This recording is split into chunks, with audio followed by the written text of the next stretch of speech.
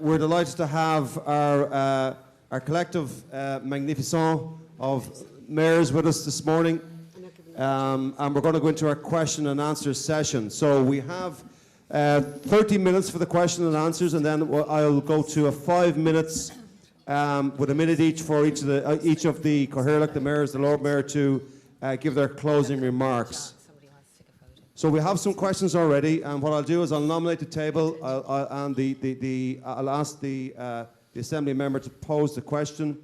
And from the top table, please, our four mayors of our local authorities, if you could, just one of you take the answer the question, and then just rotate it amongst yourselves. I'll moderate as required. So to commence, we'll go to table 11, and Brian, could you please ask your question on behalf of your table? Thank you.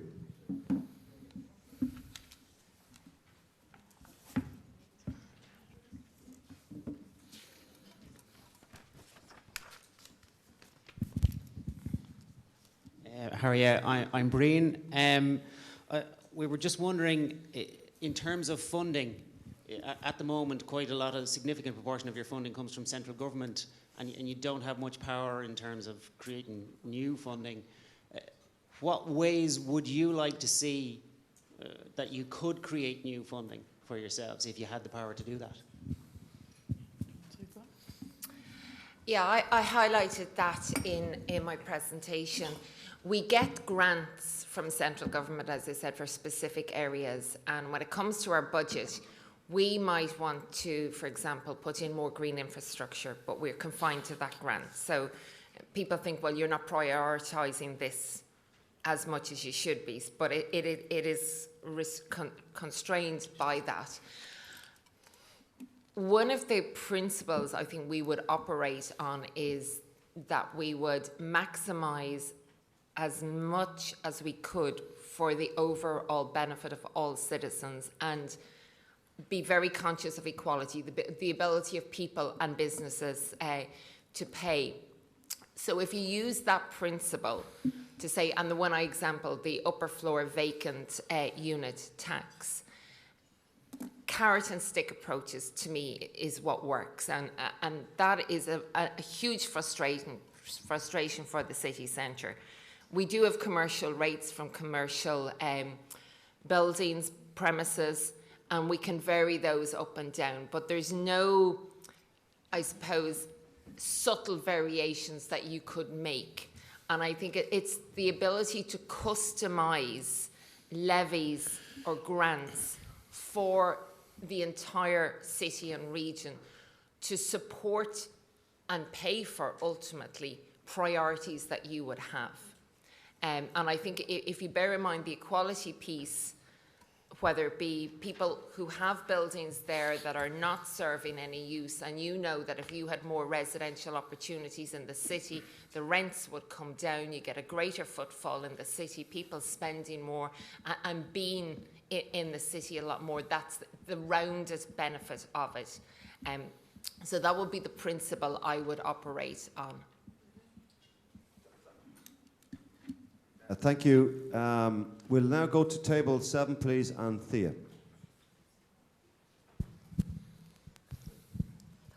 Good afternoon. I'm Thea from South Dublin. How do the four mayors see a DEM collaborating with the 4 counties and also central government, so collaborating up and down? Thank you. Yeah, hi Thea. Up South Dublin. That's a really interesting question, and collaboration is the key word there, because that's exactly what it has to be. I mean, I can only speak for myself, but I think trying to bring about any form of directly elected mayor that supersedes or replaces the existing local authorities wouldn't work. So collaboration is going to be key. So then the key question is to look at the relationship of, and this is a crucial relationship, in fact one that we're always talking about. We were talking about when we were just outside, when we were downstairs having coffee, leaving you to your deliberations. We were talking about the crucial relationship between a mayor in the current system and the chief executive.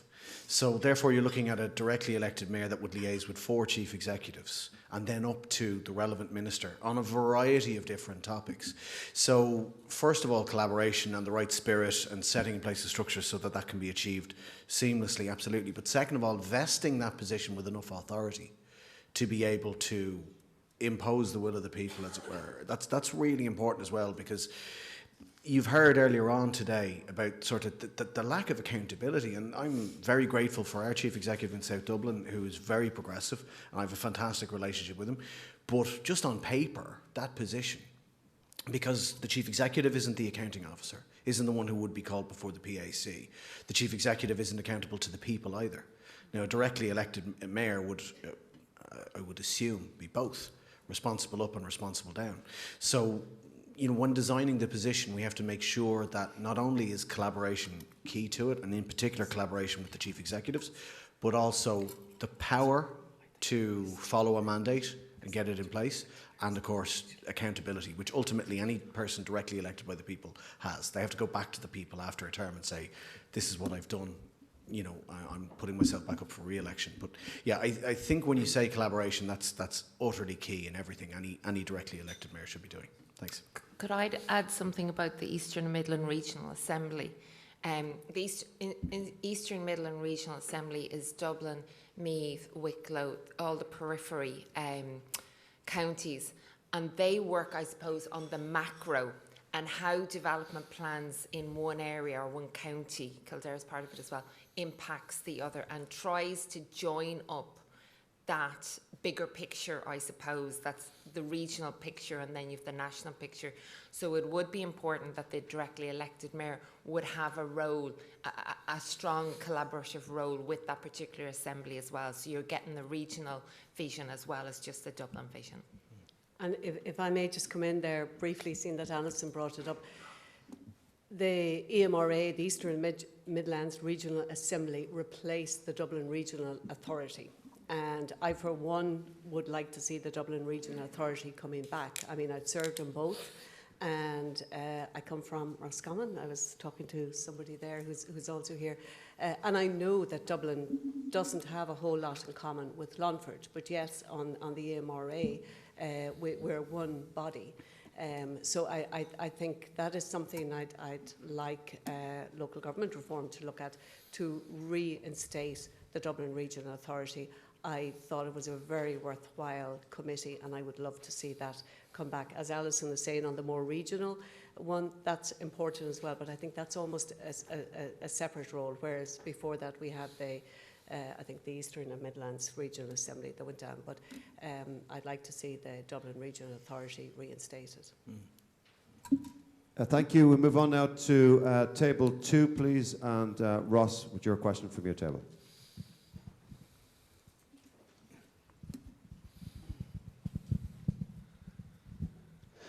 Yeah, somewhat similar to the previous question, but yeah, what would you think would be the advantages or disadvantages of, for instance, merging all 4 local authorities in Dublin into a single authority, or on the other hand, splitting them up into smaller units, such as town councils or something similar? I might hop in on this one. Thanks, Ross. From working in a local authority with 40 members, the idea of merging them all together, I just can't imagine how that practically would work. I know even when it was Old Dublin City Council and County, and I know I have members who served on that as well, and it was really, really hard to get any business done. I think perhaps looking at having representatives from each of the local authorities that would work together from both executive and representing the members in a Dublin corporate policy group, that could be the way of doing it. But I just don't see how merging it all together would work in any way. I think we've been there before, and it just, there's levels and levels of bureaucracy that I just think would be replicated. Yeah, we have strategic policy committees, and each strategic policy committee has a chairperson that is a local councillor, and then we have the corporate policy group that brings all those chairs together. And if you think of where policy is made and discussed and really interrogated, it's at those policy committees. So like Seána said, I think if you took the chairs or the corporate policy groups of the 4 local authorities and had almost, it could be similar to a Dublin regional authority, that you have something there that draws in the on-the-ground experience of each area, because I think that's the really important thing. Like Dublin city centre is miles away from Bradbriggan and their issues are very different. But you have to have people in the room that have really interrogated decisions and their impact at the local level, and then feed that up into a sort of more micro level whereby the directly elected mayor can then, if they have a casting vote or an overriding decision, knows why the decision is being made and can make an informed decision, basically, I think is what I'm trying to say. And just to add as well, it's not going to make me the most popular press room. It's not something I agree with myself. I certainly wouldn't see merging as a good idea. I don't think it's practicable.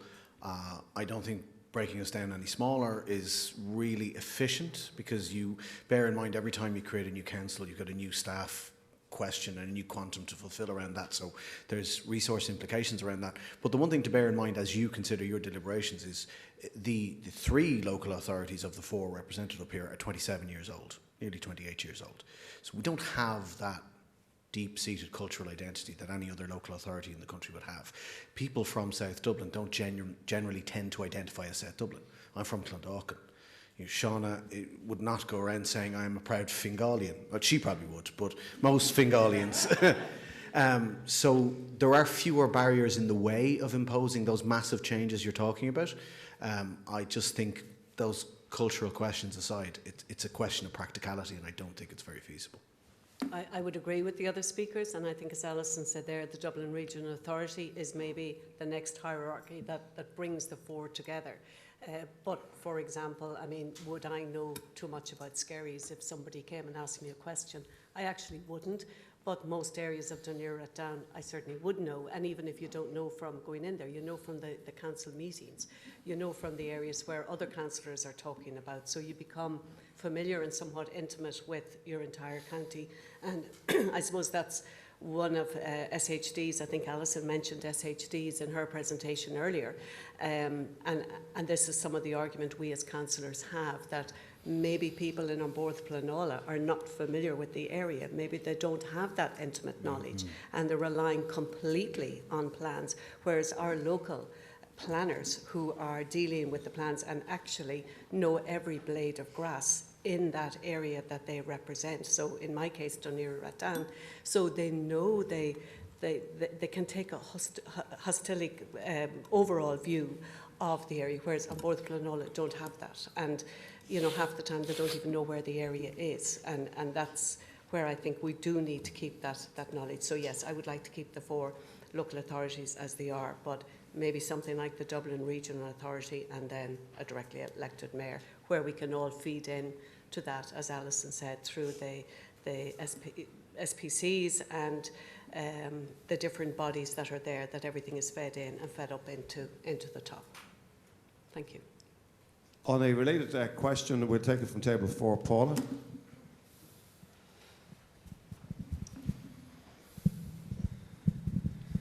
Hi, I'm Paula. Just from listening to you all speak and from your experience, which sounds incredibly difficult, it made me wonder, what supports and structures do you think that a directly elected mayor would need to be able to succeed in managing 4 local authorities at the same time? We're laughing here. I think having a well-staffed office is something that would be very, very important.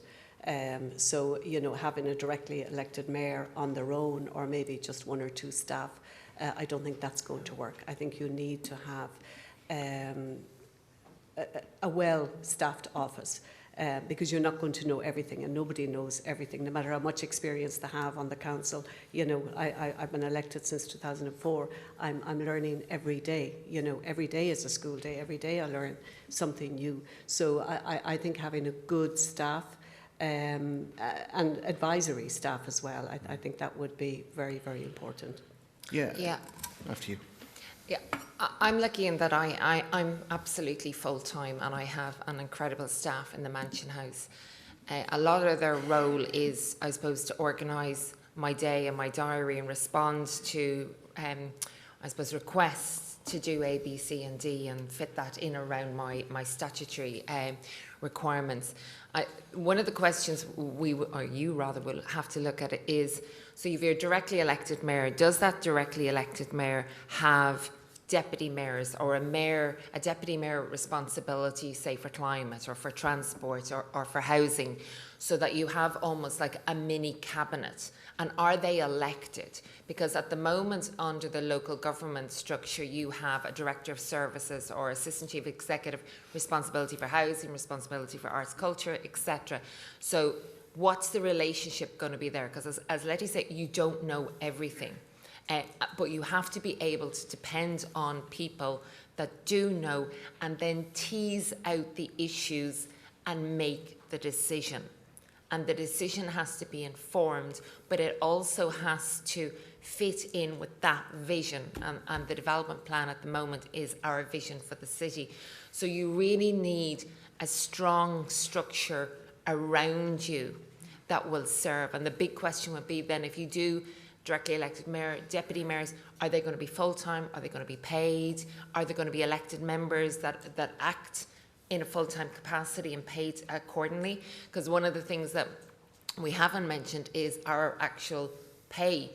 And the reason most councillors are part-time is you cannot live on the salary.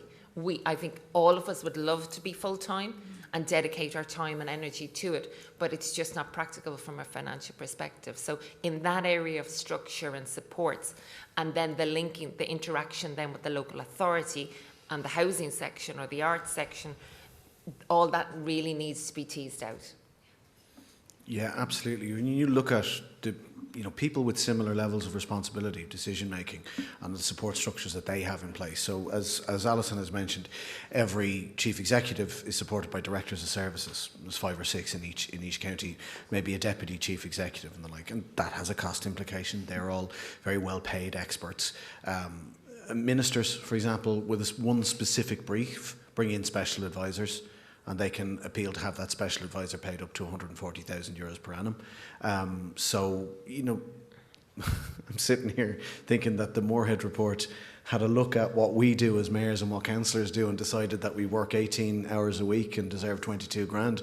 So, I mean, realistically, what supports do we want? Yeah, absolutely. We need to have a look at what level of decision-making power are you imbuing someone with? Where does that exist and what can they get? So when that happens in the Netherlands, the mayor is supported by aldermen, where the aldermen have a specific remit, the alderman for transport, the alderman for trade and tourism, the alderman for arts and culture and the likes.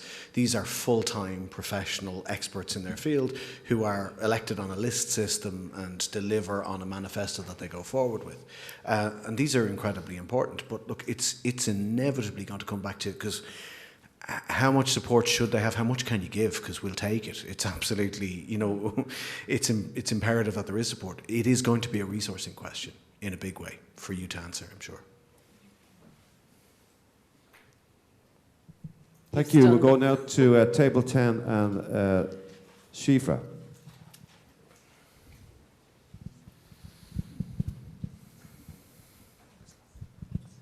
Our question was, can we have too much decentralisation? So if we're removing money from national agencies such as the National Transport Authority, how would this work if replicated across the country? Thanks. Yep. Can we have too much decentralisation, did you say? Yes. Yep. I think the way the current local authorities are structured, power and funding and everything is way too centralised. And if we look at other European countries, and I'm going to be really excited to watch the mayors who are coming in to speak to you later on and who've made that transition and how they decided on the decision making of what was going to be decentralised.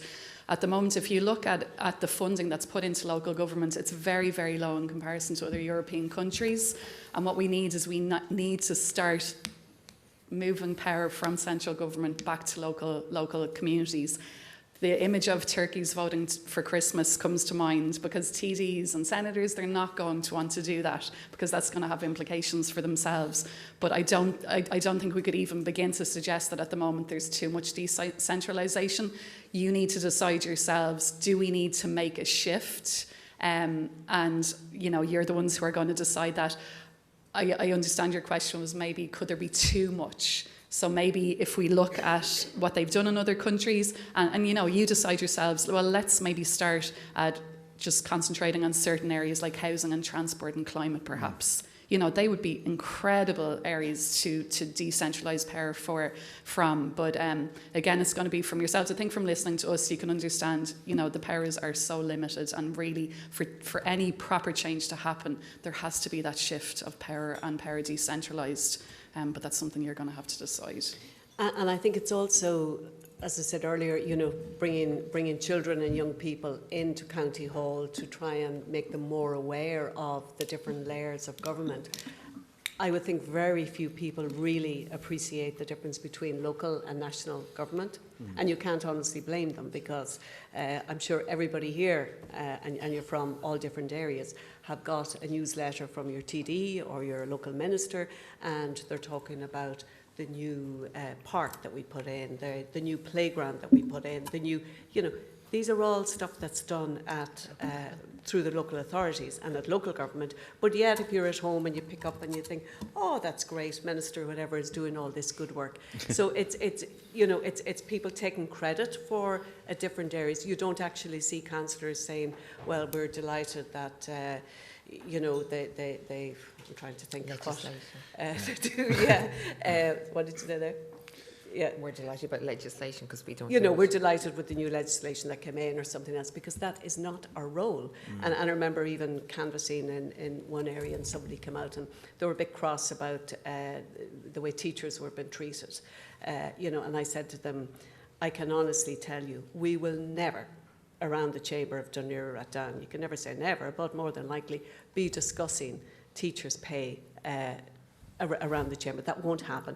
But you have little kids in there at the back playing, and I would prefer if you engaged with me about the playgrounds in the area, about the public spaces, about the football pitches. You know, this is where you have moved your home, this is where you live, this is where you'll raise your family. And those are the pertinent questions you should be asking me, not teachers' pay. And it's to get that message of different roles around to the greater public. I think, just very briefly, it's an excellent question, and you can have too much decentralisation. Now, we are a million miles away from that in Ireland. We are so far in the opposite direction, where we have far too little decentralisation, but it comes down to a question of efficiency. And like, one of the key tenets that I very much subscribe to is trying to get decisions taken at the lowest effective level. And the key word is effective. You cannot have what were town councils, what are now currently area committees and the likes. You can't have them deciding transport policy, but that should be done at a local authority level. And it's kind of ridiculous that we can plan entire new communities out in South Dublin, but we don't know if they're getting bus routes or not until we hear back from the NTA. Yeah. I mean, that is where there's a glaring gap right now in the current extant policy. So it's about increasing efficiency, getting better value for money for the taxpayer. And you do that with a little bit more decentralisation than we currently have. But yeah, absolutely, it can go too far, and really it is a question of where you draw the line at the most effective point. On a similarly related topic, Table 3 and Malcolm's question.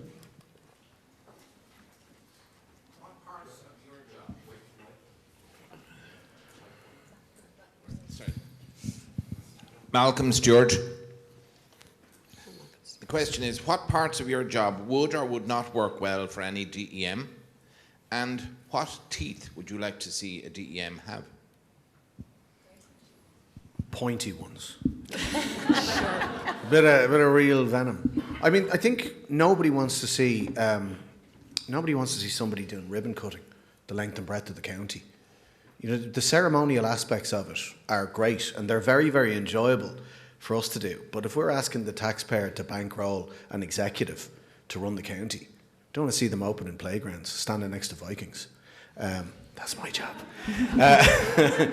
But you know, and genuinely, and there is a danger that it goes that far. Like, how much of a minister's time is taken up with photo calls and the likes. It is something that's really worth investigating and interrogating, and that maybe the ceremonial aspect should be retained in the vestiges of the four local authorities, with the Mayor of Dublin being quite, and then that comes down to the teeth, the authority, the powers, to be able to implement a programme that's agreed in consultation with the four local authorities.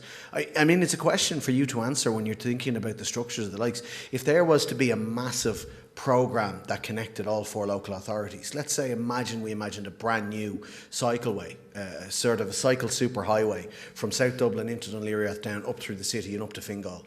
Would one of the local authorities have veto powers over that? So actually we don't want cyclists coming through our county. Will that scrap the whole thing? Or do we design a directly elected mayor to say, no, I'm sorry, you've all signed up to the concept, you've agreed to leave the details to me, we're getting it done and you don't have veto power. So, I mean, I don't have a direct answer for you, but they definitely need to have teeth. I don't know how many or how pointy, but I think that's up for you to decide. I would agree, Malcolm, with Peter there. Yeah, it's and the one thing about our role, and again, I can only speak for myself, is 1 year is such a short time, because local authorities do not work quickly, even no matter how much you're pushing and pulling and shoving. It takes a while and things have to go through council meetings and you've got to reach them on the agenda. And, it can be a very long, drawn out process before you ever get it to a stage. So things you start, it may be, in our instance, 2 Cathaoirleach's time that will actually get to bring this to fruition. And that's just the reality of it.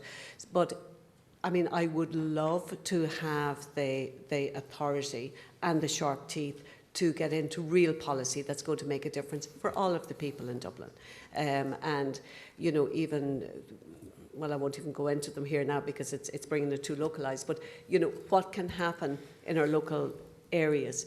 It's the same whether it's Dublin City or whether it's South Dublin or Fingal, and that those policies can bring in to the entire Dublin area and just improve the quality of life, because that's what we're talking about, is improving the quality of life of people. So I think, if we do have a directly elected mayor, I think it's going to be a very exciting role and position, and I think it's, the outcome can be really beneficial to all of Dublin.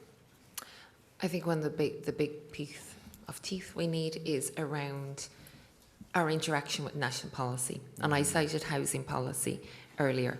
And we're obliged to conform to that regardless of our own situation. So there is a question there around, can we adapt national policies? And if we can, within what parameters?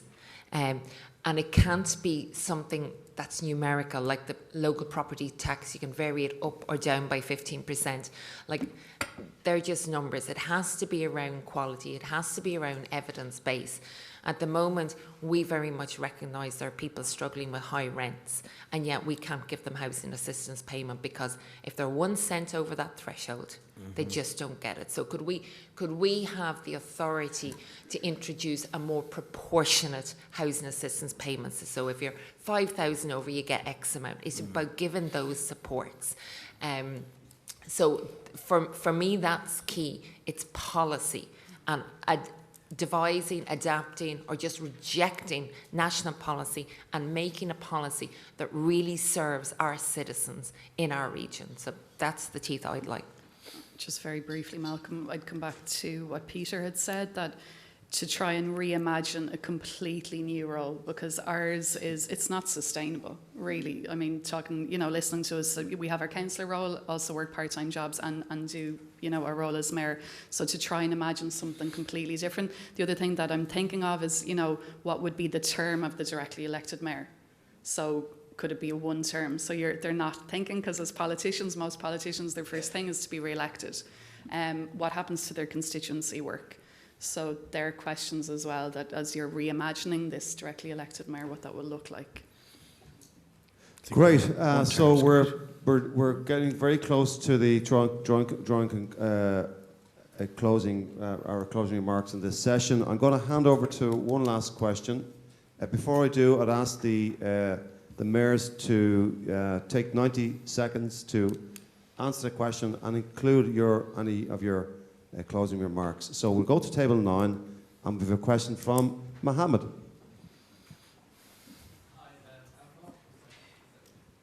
Hello there. I'm Mohammed from Lucan. First of all, I would like to thank you all for doing a fantastic job at the local government level. My question is, would you run for a full-time DM role? If so, what powers do you want from the central government or the executive? I'll go first. Thanks, Mohammed. The answer is yes. I absolutely love being a public representative. It is a hugely privileged role to be voted in by the people. As I said to you earlier, I'm a very new politician, and I think that brings, you come to it with fresh eyes. I'm often shocked at what I see happening. But something that all four of us spoke about outside was that importance of relationship building. And that has been really such a pivotal part of our role, building relationships with not just the chief executives, which are extremely important, but the whole executives and then our members and everyone else. So from that, and that's been probably the most enjoyable part of my role, and why I would say, yeah, actually I would put myself forward for being directly elected mayor if that was how it turns out. The powers that I would love to see are the ones that we've mentioned already, the ones that we know Dublin needs to work together. Housing, number one. And that we cannot be constrained by national policy, that we're able to actually make decisions for our own communities that will serve them best. Transport and climate, they would be the three ones that I would say they're the most important, that we would have a directly elected mayor would have proper, and as Malcolm said, proper teeth that we could actually make changes. But yeah. Thank you. That was 90 seconds. Perfect. We'll just pass the baton on, please. Yes, I would. I've learned a huge amount over this year, and particularly around how Dublin, my area, works and doesn't work. And my biggest frustration is when I don't have that power or authority to make it work better because of national legislation, because of funding constraints. I mentioned in my interaction around soft powers and the power of frustration, of persuasion. There is a disjointedness there around statutory agencies. I'll give you an example around drug misuse. We see an issue in the city whereby we have very vulnerable people who are suffering from drug misuse, and we do not have a system that will take them, that will stabilise them, that will bring them into detoxification, into recovery, and into a full potential of living an independent life. We do it on the ground ourselves between Regional Homeless Services, HSE and Garda Síochána. But if we had more power, that could be our Dublin policy, because we know it works and this is what we want to do. There's other small pilots around young people that are engaged in antisocial behaviour that's leading to criminality. Early intervention, and I'm talking at 0 up, that could be our national Dublin policy. So you're looking at how to empower your citizens and your people to be the best people you can. And if you can do that, you're going to have the best region you can. And of course, that is going to be a massive big threat to Dáil and the Oireachtas. But if we got this right, it could be an incredible model for other areas in the country, and it could transform people's lives. And I think that's what I would love for everybody living in Dublin City and region. Yeah, thank you. Yeah, I think I was born for the role.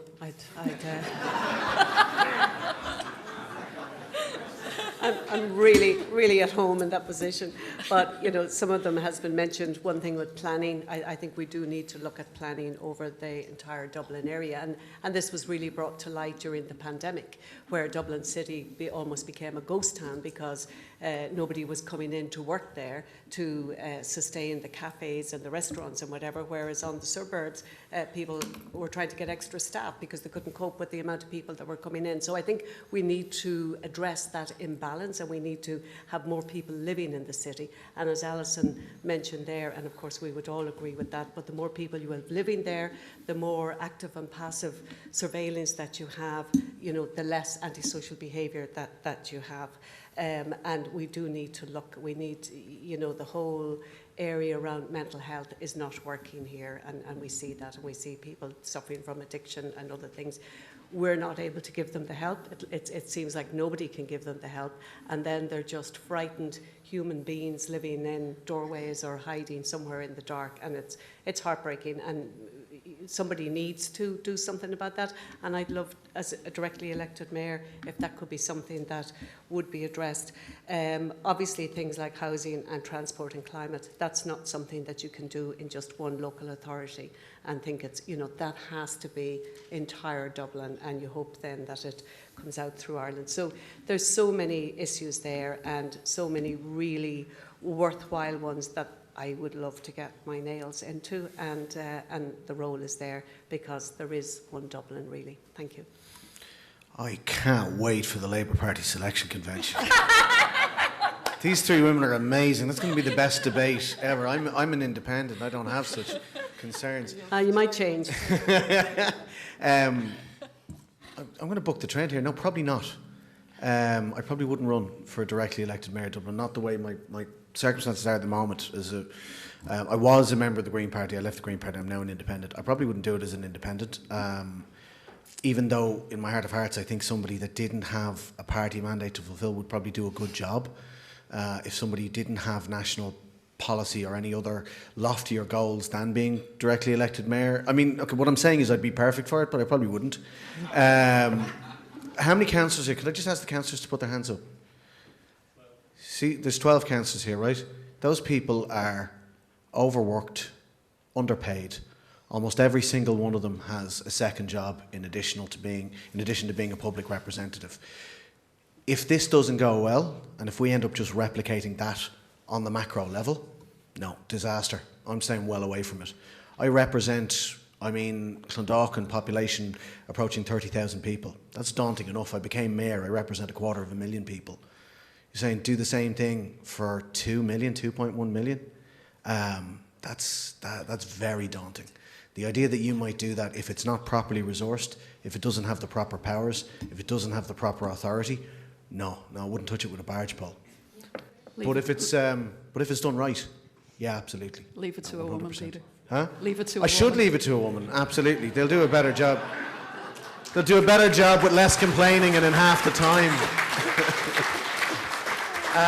But look, it's up to you. And as to what those powers should be, look, I think I said it in my slide. I think you should try something. Be brave and try something. Go with housing, transport, climate. The nighttime economy is a really good one and something that could be capitalised on. Safety and security as well. But it's going to require a massive reworking of the way we've always done things. And that's one of the hardest things to do in Ireland, is to fight that, but we've always done it this way. Yeah. So let's do it another way. Yep. And then maybe I might have a rattle at it. So, members of the Assembly, that concludes this morning's session. I would just like again to thank the 4 mayors of our 4 local authorities for the time this morning. It's been a real privilege to have you with us. Your contribution was immense. We really appreciate your honesty, how candid you were, and that you expressed your opinions. And it's given us all great material to reflect upon.